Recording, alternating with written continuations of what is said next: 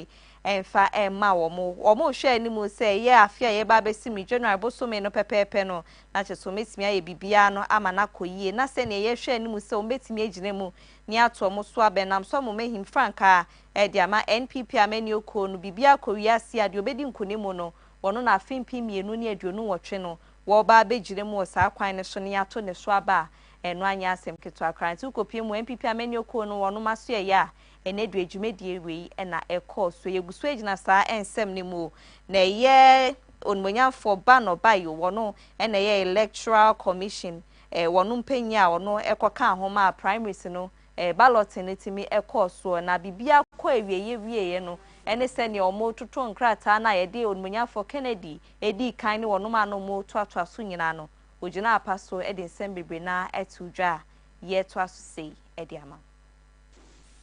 Honorable Ken Ohini Japan will be #1 or the first candidate on the ballot paper. Honorable Dr. Brian Echampo. Which one did you put in? It's #2 on the ballot paper. Then, His Excellency Dr. Mahmoud Bawumia will be #3 on the ballot paper. Honorable Dr. Yao Ose Edichun will be #4 on the ballot paper. And Engineer Kwabena Ajay Ejapon will be #5 on the ballot paper. Yeguso agina science ne mu na jomteneni ede matema West abatro ne mpeso aso yonmunyamfo Kwesi Poko wono so ekasa ya ni nyina no achese ono ye obi a wodom NPP amani oko na wotai yonmunyamfo Kennedy Japan achiye pa dindindin a enya asem keto akra na bra omoye ballot ni wie ye okohu se woda #1 no nsem o kan nyina ne se ni abrewa nim #1 akokora nim #1 abofra nim #1 openyin nim #1 nsem o kan nyina ne se ne wetimi akwakoda #1 no kire se nkunimdie no betimi akọ edi amano sanse no ansa odi weni hwe soro hade odi kan no eno eye Kennedy akompreko Japan chemu ne nsem a odi kan ho no yento asofama represented by someone and then the agent picked 3 and then later picked 1. You understand? And but it is easy to tell everybody 1. Hey bakupeo who ha go will be 2 3 yan go will be o who kwa osidian say 1 abrobi enu 1 abrante bi enu 1 de nyami asese afia wei e fa MPP abrabo ho ebebem Kennedy on Japan has been focused, has been quiet, has been calm. Most presidential material they did not tell Monkebi, Moody not tell Monkebi, presidential material. Mu can some fun on Monkebi, Moody not tell Kansambia, and me, I send in you, one. Just a matter of the marketing strategy, or is there something divine about one that you see? For we believe in prophecies. Men of God, yes, men of God have spoken. They say he was going to pick 1. And it has come to pass. So for we believe in prophecy, and we believe that the Nyamiasisiano and the chairman. Yen free MPP ameni oko no wono maka che ne ento asonko homesia ensemo na yekopie mu wo ya Asante Mantem wa ye deputy Ashanti regional coordinator the ma free senior high school secretariat no eyonmunya for Michael Owusu Befi wababe kasa ensem no okegyina ne se ne binum ekeka wo montini mu se ye placement a wonom ya hwe ani mu se mofra no betimi akọnto asosuku no we ye ketase she dream ne krono bi kwosra nkofo bi etue sikai wo suma ase no wo chese de bi no kra bia enim ne mom no ekoba se oyowofo na wabofra ne nya ba bi obetimi akosuku na bomoden bra wonom atena ye na nhwehwemu bia no muntimi nyemfa ho no mofa ne ntu suku a wo rope na ekoba sese bi okofa kuntu na asibi kotue skama obi so onfa suku ma aba no na ekoba se aju sikede enye wo mo na aye sanse o maso wo de bribery and corruption bia no enya de a etimi ekoso ewo. Pay money. We don't pay money to get admission. We have schools available. When you come and you prefer any of those schools, you will put your word in it. If you come through an agent, the agent will come here. We will do it for the agent for free, and maybe that person is the one coming to charge you. So if you have any challenge, anything, come to the center. Don't go to a second party or a third party. We don't do that. And even at the center, we have schools that are available. The schools are here. So if you look at my far left, we have St. Sebastian Senior High School here. We have Antwerp Senior High School here. and then we have Jacobu Senior High School here. Some of the headmasters too have come to us that if you get students, we should just send it to them. They will do protocol for those students for free. So if you have any issue and you go behind, you go see somebody somewhere and the person takes your money, it's not us. We don't take any money here. We don't deal with monetary issues here. Oh, by grace of God, at first you could see when we started from the first day, there was a lot of crowd. This hall was almost full. By grace of God now, the number has reduced. People are coming for feedback for the work that we did for them. Some of them, yes, have gone through. Others are also still pending. But we have available some schools which still have space. So when some of the parents comes, we discuss it with them. And then if they want those schools with available spaces, then we just send their wards to those schools. A lot. We have not taken the numbers into consideration, but we have almost 6,000 people coming in to bring their complaints. And as the system has changed from previous years, what we used to do, now we send all the reports to Accra, and then they do it from Accra. So by the end of this week, hopefully by Monday, they will give us the data on the number of people that they have resolved. Yes. When frustration sets in, parents can do anything. When frustration sets in, parents can do anything. People will come to you that I know this person, I know Mark can help me, give me this for Mark. Nothing comes to me of that sort. So please come to the center, come and see us, let us understand your problem, and then let us help you. Rather than you going behind to go and see somebody. If you go behind and go and see somebody, that person is not working with us. Here we have 3 different units working. We have the TVET, we have the Free SHS Secretariat, and then even for the Free SHS Secretariat, we, the coordinators, we are even up bench where we solve critical issues. So please, if you have any challenge, you come and see us rather than going to see an agent. Principal Ma Jackson College of Education ma Theodosia Jackson na nsema wababeka no wode kwa magana ban se omonye de se na emfata ni nyina mu no wo kan kosi se ne ubehwe na video bi ko viral on tentan fidie ne sugun fra mema abehwe na chese cheche ni eni afin susue ni ye niema binum ensen fata suso ni pokwemu ni niema bi a eno etia ye sukuu no wonum nim de ani afin niema hodo ni akwanche wo so mofa so di bu sukuu no ma mofra ne so etiminya daachi papa nenum no oche se ekoba se sikasem so ankoyi nso etimi de sa niema no eba na won hwe na won da nani hwe acheche fo na sike bi akeme wo se wotua no won hwe na won tua emfemfri wo san se cheche ni no sika wo de amano no enso ni di anase mpo wentua ne kakra wonye ni mpo no de ahwa amofra ne nenam so ema sisi amofra ne ye niema ensem fata ne enubone fa ene afenso ye mpre wanyin senso ate atese wo man mu a ni nyina na ekoba sa aban na eti nani ahwa acheche fo a betimi aboa ama senior indiscipline senior no beka no potoka semu ekoso ewo suku ahodo no eto etimi abrase. Indeed, it's very shameful someone who have been entrusted to take care of a child, instead of grooming the child, training the child to achieve a purpose of his or her life, you the teacher, you destroy the future of the child. It's so sad, but we are human beings, so there should be check and balances. These days, I don't know. When I was in active service, there were circuit officers report here and there. Even if my office, I never, I was the head of Kumasi High School, 1979. And the school was tagged those days as a notorious school. But my presence there was much transformation. I will never close my office, even up to KNUST. My office as the headmistress office is always open. When you are passing, I will see you.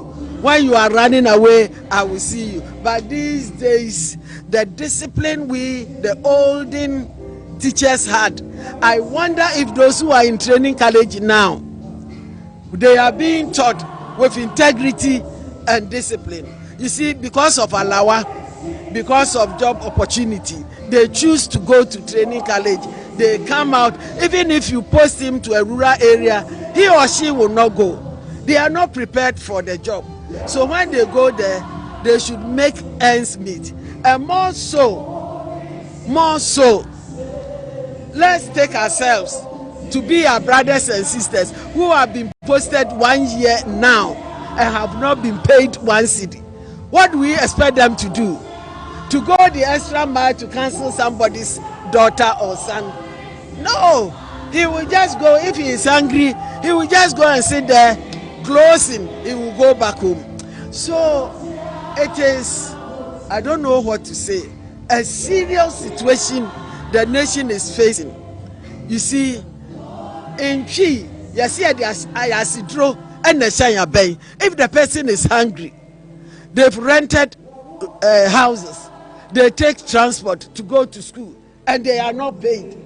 How do we expect them with hunger to cancel other people's?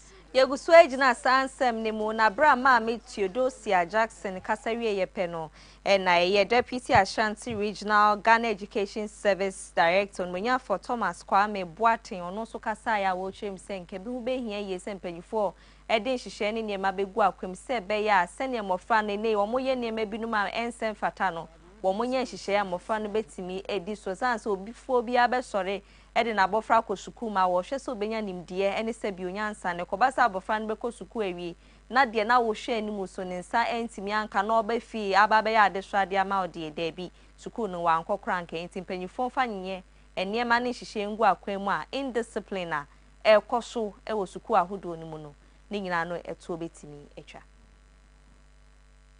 But we wouldn't say it's enough, but we have. You know, that thing you have to go through school, gain your certificate on that before we put you there. But before somebody will be given that post, we need to look at his certificate, whether he qualifies or not. In the meantime, we're also using chaplaincies, units in various schools. We are using them to also help. So these are the things we put in place. We need more, because looking at the problems that keep coming, it tells you that we need more of that hands in that unit. So we need that. Okay, you know that indiscipline acts is something that is always wreaking havoc to our society. When a learner is not disciplined, first it will affect the learner himself or herself. Because if you are not disciplined, how can you learn? The learning that you are doing has to do with you putting yourself in a manner that will be able to learn. So if you are not disciplined, it means you can't follow. So in the first place, it's not good for the learner. Two, it's not good for the school. Well, if we are telling you what you should do, every school has a vision and mission. If we are telling you what will help you so that you achieve that one and don't follow it, it's not good. So it's not good for the learner, it's not good for the school, and it's not good for the society and home. So we in the service, GS, Ghana Education Service, we put in place certain measures. One of them is guidance and counseling. This one is attitudinal. So guidance and counseling will take you as a learner and ask you what is your vision in life, what do you want to achieve. So by doing that, they will suggest to you the ways and means you can achieve. That is why I was stressing on that they should make good use of guidance and counseling. If you don't make it, how do you achieve your vision? How do you pass? How do you want to, what you aspire to do? You can't do it. So through that, you'll be able to do that. So one of the resources that we want to talk about, tell the student to make good use of, is guidance and counseling units. You see, GS will not condone any act that is not in line with the service. So if you are found culpable, you will be put through the different procedural processes, and then whatever the recommendation that we have to recommend, we recommend. First, we are not going to entertain any act that will drag the name of GS in disrepute. That's why we will not do that. If you are a teacher and you are found culpable, His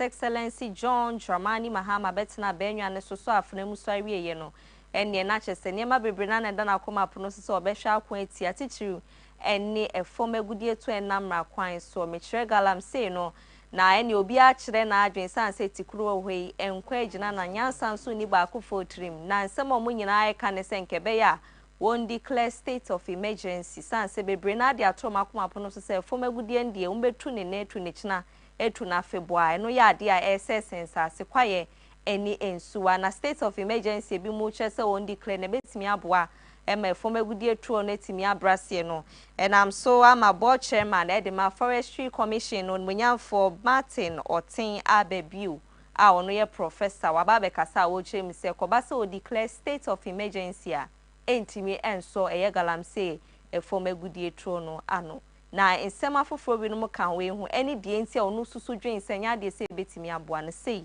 and I would to edwa. Always some political interest that we should always bear in mind.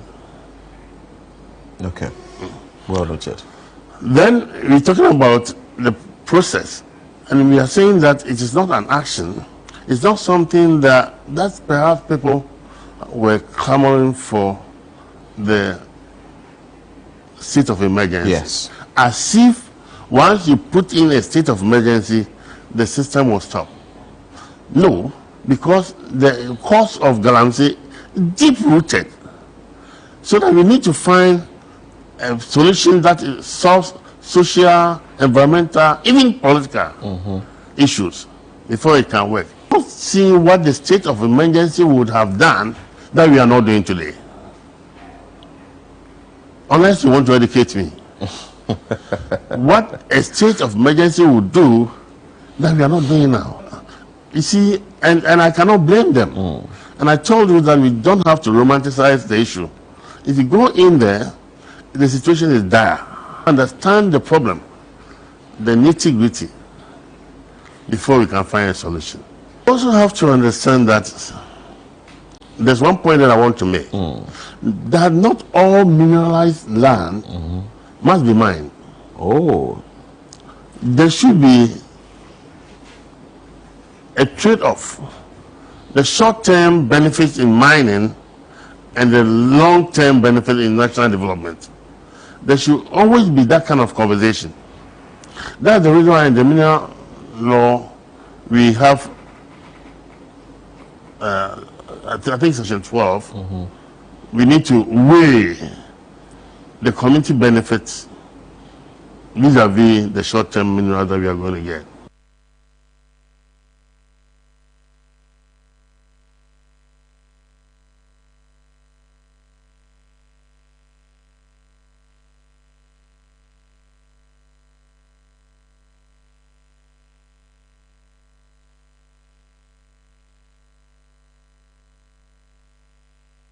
Always some political interest that we should always bear in mind.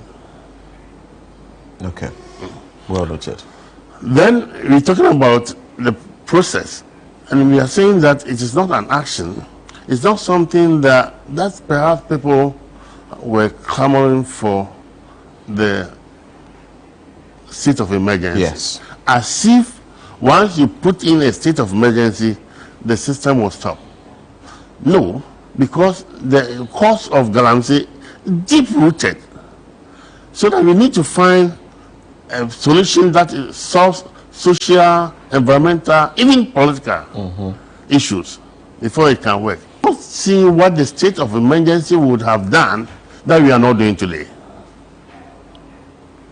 Unless you want to educate me. What a state of emergency would do that we are not doing now. You see, and I cannot blame them. And I told you that we don't have to romanticize the issue. Diana Sansemi Sweni and Diane Ton cry, di Kayeba, and some nebebre now which I made it to a Menosian Cassian so, a day amam.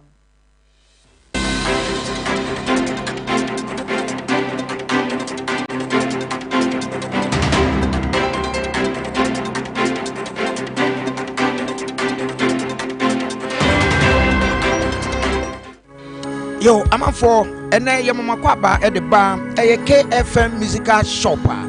The Tosum, you know, who free a Kumasi Malcolm that Damono, a sunny at the bar at Dumuno, Sabran Udu, a Sambra Junction, Sambra Hotel, Quantana Sope. na shop no ene Sambra Hotel ene di nhwe animu wudi firi Sambra Hotel a wo sane ede ko nanka na ene Hagan ho no ane oho ana KFM musical shop de toso mienu ya bie ne foforo na de e kan ne se emfidie papa etimi che de wode ya sorry de wode goro agoro ahodo tuma de bia wode obehia eye emfidie me kire musical instrument bia no eye KFM ento wo se Ghana muntie Asanteman muntie eye KFM musical shop ana sabre ya bie no foforo mu no chan ewo Prempeh the second street Ufri old man come down na wo sane ede ko adum no ane udu Sambra Hotel kwantane so na wa dane on sani fa so oho ana KFM musical shop yi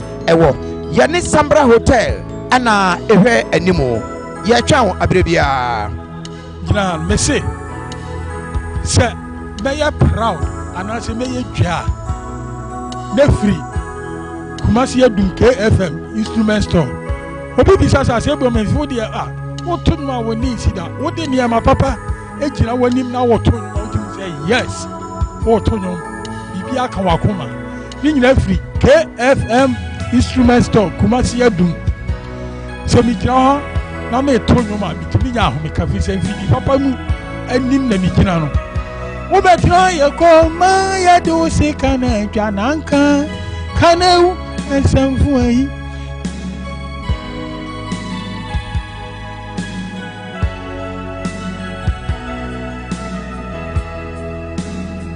apno a edanson edimu nesan efeye padia eye Afrotino Doors Company Limited wo Afrotino ye wo apno biebi na de akwadare monum no eye metal turkey security doors aye wo single 1.5 and a double sizes yasan ewo metal and wooden finishing doors so pe apno a ewo locking system bi te say central locking triple hook and a double locker Afrotino Doors Company Limited and a maker for a diamond. Yasan our Chinese security doors are single 1.5 and a double sizes.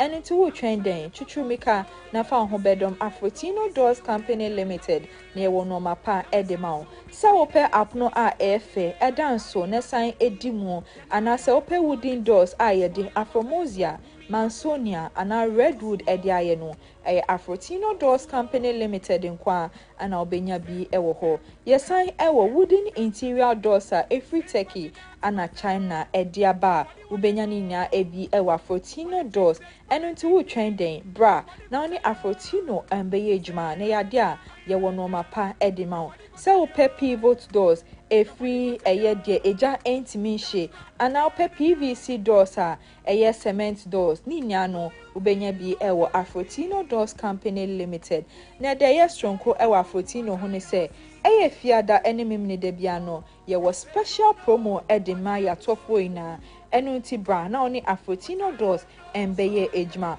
ubehu ye twa kwan ewo Basket Junction I was Spinters. Obetimi afreyen ewo ya homa true for iso 0244 371 348 and 0274 722 448 and obetimi so afreyen ewo 0256 321 708 Afrotino Doors Company Limited. Yes, is strong, stylish and secure. Afrotino Doors Company Limited, creating quality homes.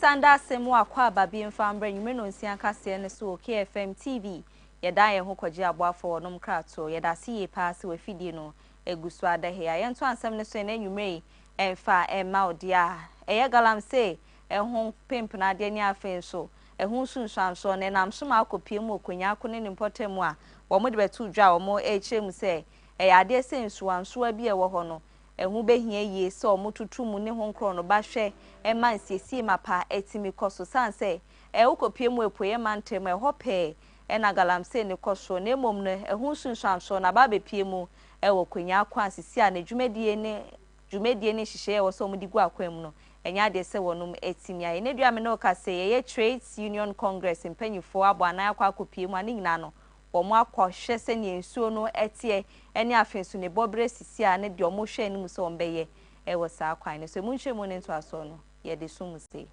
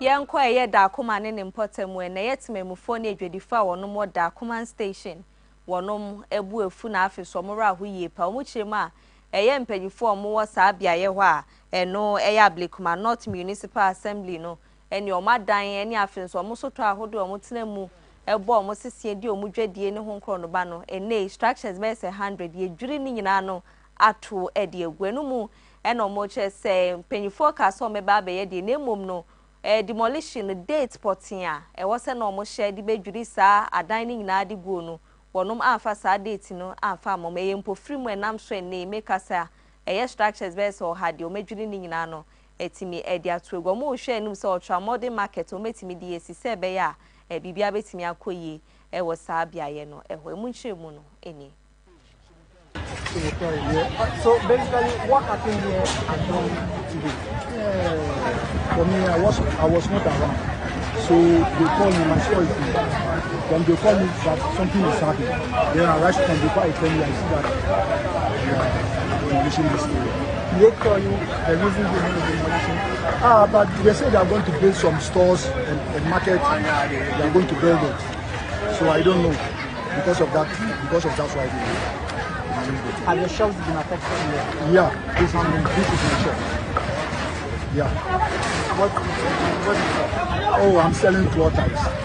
Yeah. And have the tiles been demolished? No. Before I come, my brothers remove everything in the store. Were you giving clear notice before the demolition? No, only today I hear. I didn't hear anything. Maybe last week we gave us some things. Today I hear, so that's why. Our report said they want to build a market. Formerly I was born in Dakuma here, but here is a government land.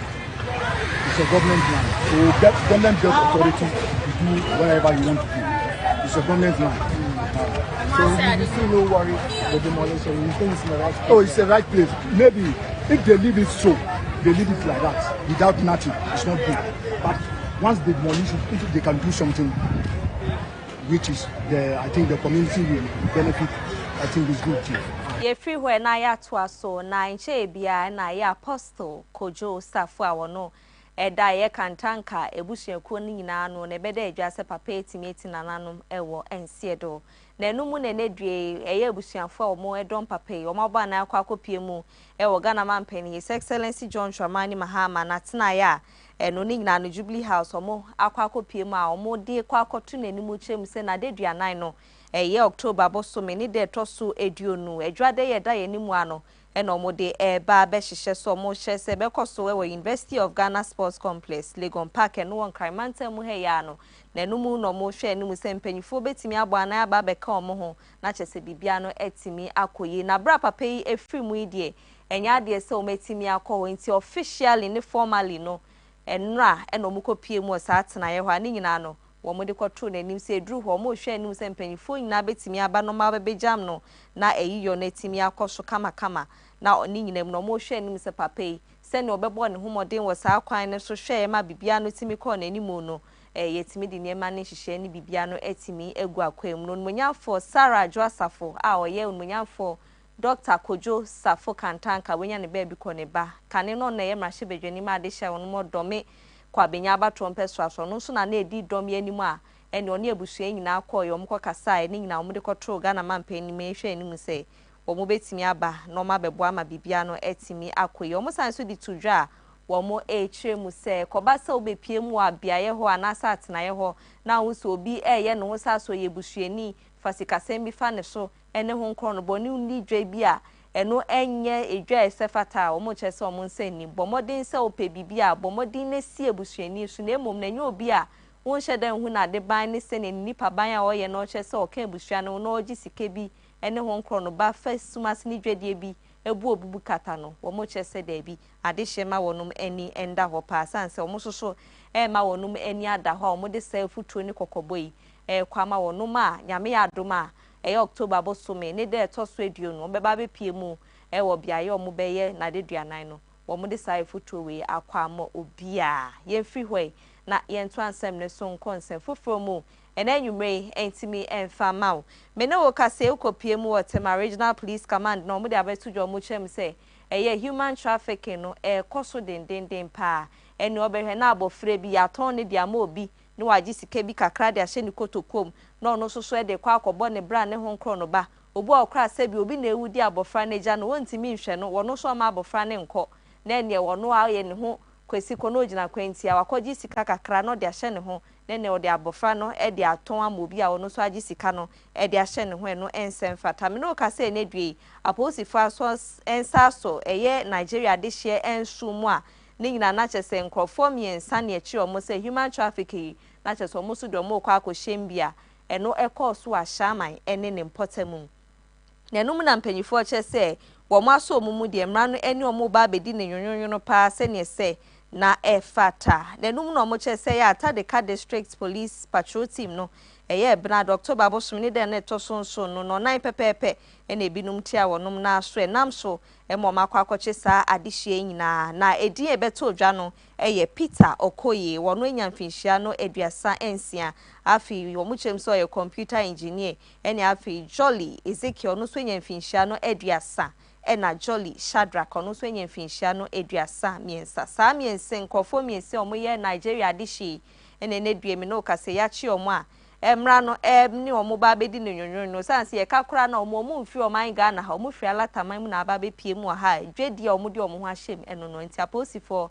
aso omo mashaman ne potamu a emra ne ene wonum ba bedi ne nyonyo ye mfiri ho na ye nto aso nkonsem fufuru ma ye kọ apomuden ensemu na ne due panifo so aba be kasa omo chem se kobasa atorenchem anase oyelebi esia ebre ne abrano no ya na ha adwene no sansa adwene no ene manipedua no timi sori ye niema binum a wotimi nti adwene na nkasa entimi ngina bia ye wo se etimi ngina na ehon sem na kwakoye bibia ewo ho nti ne mpanyifo a mental health authority no wo mo ene mpanyifo ka boma CEO da no Vivian Maame Aba Dazi wo chese nkebe ya yemfa ye ninko saaso ye ho na de fa ya adwene mu eho kwan ho san ne afi se ne adwene betimi atumpo akọ nanimo na efi ni nkekawe bia nkoso no yentimi fa nto yakoma pono so ne yenhwe ho no sanse no ya to na jeje mu so uko bebre na ho a adwemu yade no anasa adwemu kwan ho san no eho nsem na kwa akoye bibi e ho ha wo se mpanyifo hwe no mo ye bibi e de fa.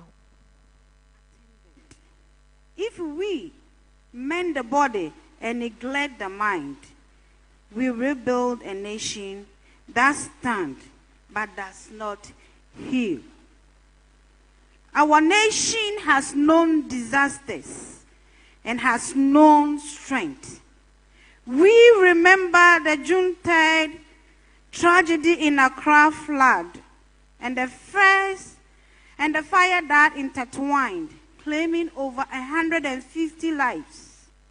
The May 9th Stadium disaster, where over 120 citizens lost their lives in a moment that was meant for joy. Remember also the Aprate explosion of January 2022, where we witnessed a community leveled in seconds, making our nation stand in silence.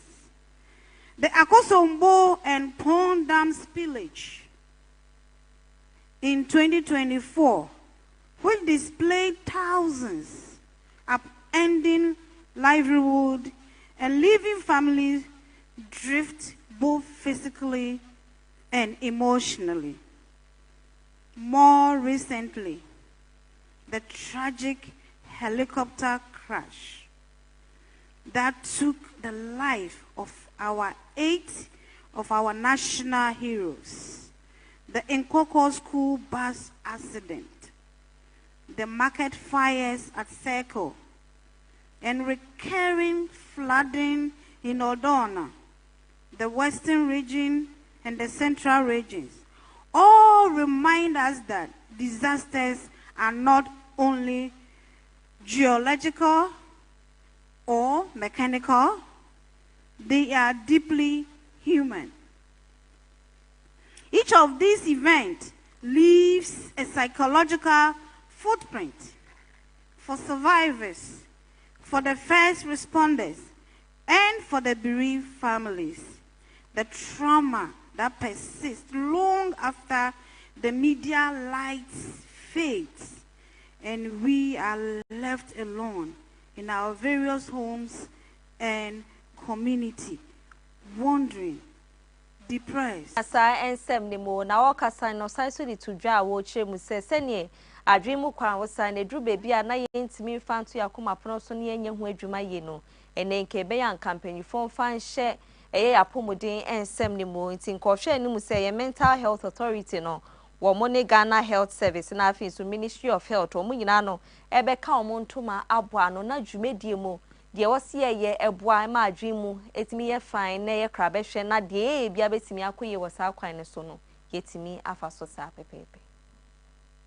Health Authority, in collaboration with the Ghana National Health Service, NADMO, and the Ministry of Health, is advocating for a comprehensive agenda to integrate mental health into disaster preparedness and emergency response framework.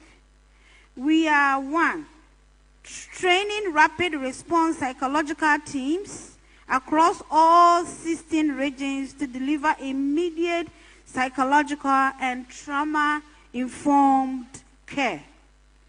2, the Mental Health Authority is also developing interagency protocols to ensure that mental health professionals are deployed alongside medical teams during emergencies. 3rd, we are also integrating community-based mental health system in high-risk areas, particularly flood-prone zones, to strengthen preventative resilience. We are also advocating for mental health funding within the national disaster budget, because without financial allocation, policy remains merely on a piece of paper, attracting dust. Yenjina ye apomuden ensem so na yendan ye ni ye ba ye to aso ewedwedie ensem.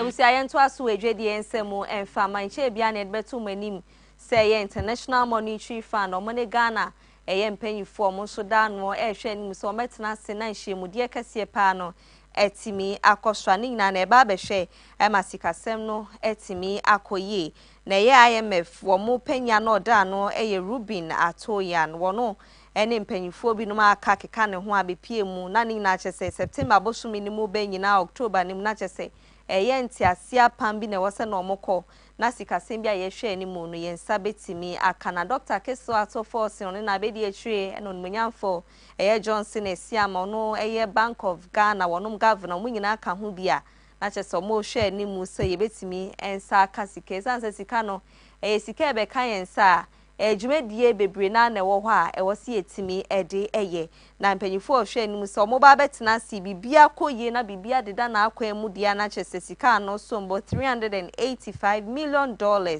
ene ye de ba be hye yensa se be ya mpuntunyuma ahodo a big push ene ho nkro no ba His Excellency John Dramani Mahama abubo so abubo di ni nyina ne kwanchen ade efe sika ne de ye wo hwe anim so mo gye mu mana sa adwuma ne nyina no betimi dia ba be ye free ho na bibia no etimi akwenti ne mpanyifo o cheso muguso eka ani nyina no fit review no wo mo ekeka ne nyina bom bibia koyie tweye na bibia sisi na akwam dia sika ne ba eno ni dwumadi a wo de ba be hwe aboa amoma ne chichie no etimi akona ni mu yenda yeni na yembra sisi a ye ba ye wie nsem no ewe ni gide emu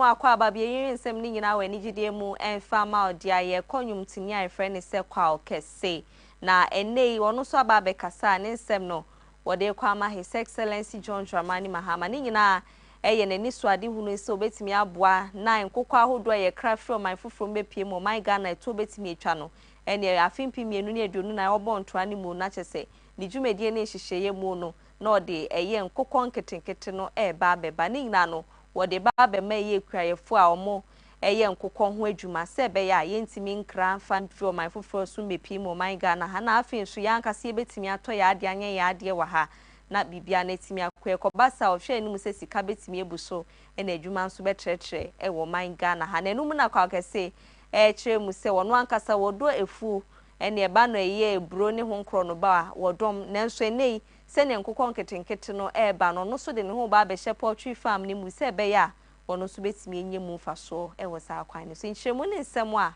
kwa okese wode tu dwa no eni. Yeah. So for how long have you been doing this auto business? Oh, you see, I don't really talk about this. It's been part of me for a while. Yeah, like 10 years? Oh, yeah, more. Over 10 years, yeah. And the farm, is it poultry farm or? So I last, type of farm? Yeah. So I do like maize, cassava farming, maize farming. Okay. You know, but I'm now ready to jump into the nkoko nkete. Then I want to start poultry farm so that the government can help me. I was saying no so what the ababe to Jan, Yenina Suena, and some ahodo and then you may ye boabo no best so sa kind kase KFM TV no, ye fanning in anumbra ye kwa near that sida ma KFM Musical Center, Talent Microfinance, and Afi Dada Ba. Take up say the bia any abra no mo boy ye tree do me ameje brani adaje ken kan sem no edema wono Afia Fosuah Oduahoma Sresrebidi frame me fia madase asan so akra ye be share bi ejoada.